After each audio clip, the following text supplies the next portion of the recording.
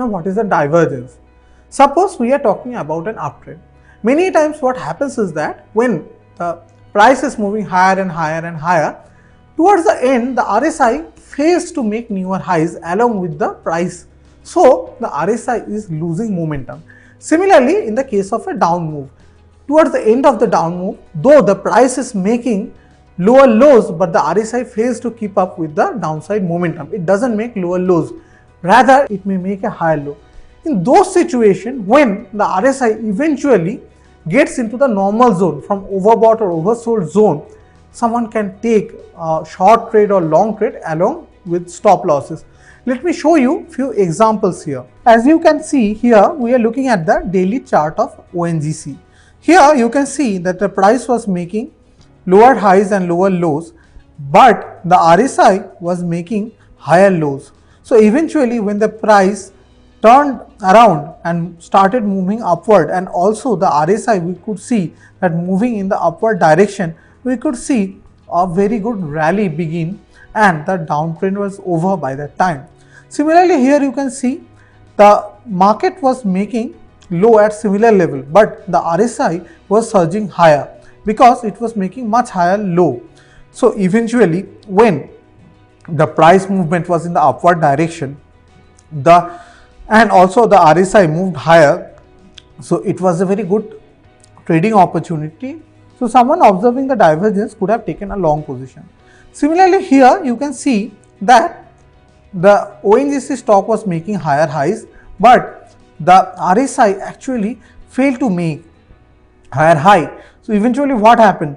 On the break of a trend line like this, the price moved much lower and also the RSI dipped below the 70 level and moves towards the 30 level. So this is the way to trade.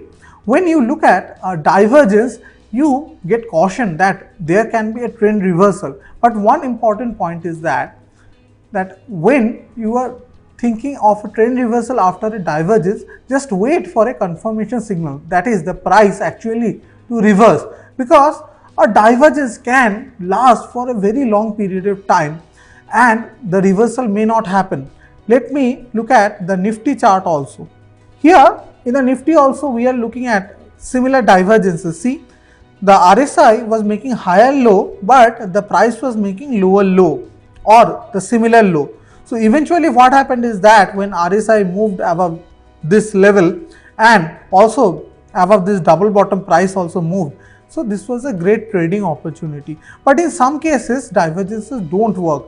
See here in this position, the price was making higher high, but there was a clear cut divergence. The RSI was making lower highs. So here there was a clear cut divergence, but it didn't yield anything because the price didn't go much downside and the price eventually moved higher. So that is an important aspect. Here again you see another divergence. The price was making higher highs and the RSI was making lower highs, but what happened? Eventually the price moved higher. So when you look at a divergence, it is always important to take the trade after the reversal, because a divergence may appear and fail also, but divergence more often than not actually succeed and results into reversal. So it is very important to know the appropriate time of the reversal of the divergence and take the trade accordingly. Another important point regarding the RSI is that it is an oscillator. So when a reversal happens, the price moves from below 30 level to close to 70 level in the case of an uptrend, and then as the uptrend continues, it fluctuates around the upper end of the upper half of the normal zone to the overbought zone in the case of RSI. Let us look at an example. Here let me go to the TVS Motor chart. See, in the TVS Motor, what happened is that as the uptrend was going on and on and on, the RSI was mostly above the mid level and it was close to hovering again close to the 70 level. Initially at the beginning it just went from below 30 level to the upper level, but then it started hovering around this upper level only.